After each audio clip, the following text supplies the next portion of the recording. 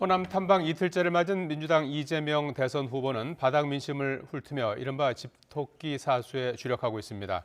국민의힘 윤석열 후보는 청년 작가 특별 전시를 관람하면서 2030 세대를 공략했습니다. 정치권 소식 알아보겠습니다. 국회 연결합니다. 이경국 기자. 네, 국회입니다. 이재명 후보 오늘도 텃밭인 호남 표심 다잡기에 분주하죠? 네, 그렇습니다. 이재명 후보 오전 전남 장흥군에 있는 토요시장에서 진행한 즉석 연설에서 어제에 이어 오늘도 호남이 없으면 민주당도 없다고 지지를 호소했습니다. 국민의힘 윤석열 후보를 향한 견제 발언도 쏟아냈는데요. 자신은 실력과 실적, 실천이 있는 삼실 후보지만 윤석열 후보는 무능과 무식, 무당의 산무 후보라며 국가 지도자로서 이런 모습은 죄악이라고 비판했습니다.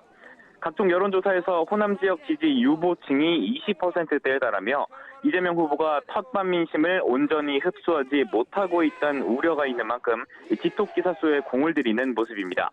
이후 강진으로 넘어간 이재명 후보는 농민들과 국민 반상회를 열어 대표 정책 중 하나인 농민 기본소득의 필요성을 강조했고요. 여수 광양항을 찾아 관광 분야뿐 아니라 에너지 거점 항만으로 만들겠다는 구상도 밝혔습니다. 지역 민심을 공략한 이재명 후보 저녁에는 청년 표심을 파고들 예정인데요.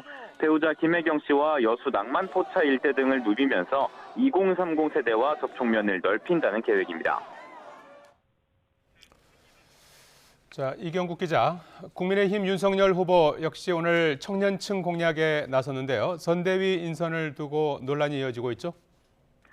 네, 그렇습니다. 우여곡절 끝에 인선을 단행한 윤석열 선대위에서 가장 논란이 된 건 김성태 전 의원이었습니다. 김 전 의원은 딸의 KT 특별 채용 의혹으로 재판을 받는 만큼 여권에서는 청년층을 모욕하는 인선이라는 비판이 쏟아졌는데요. 결국 김 전 의원은 SNS에 글을 올려 국민의힘 선대위에 직능 총괄 본부장직을 내려놓고 대의종군하겠다고 밝혔습니다. 이어 무엇보다 자신 때문에 상처받았을 2030 청년 세대에게 사과한다며 고개를 숙였습니다. 국민의힘은 어제 채용비리 문제가 청년 표심과 직결된다는 점에서 김 전 의원의 거취를 논의했지만 본인의 해명을 듣고 결론을 내리지는 않았습니다.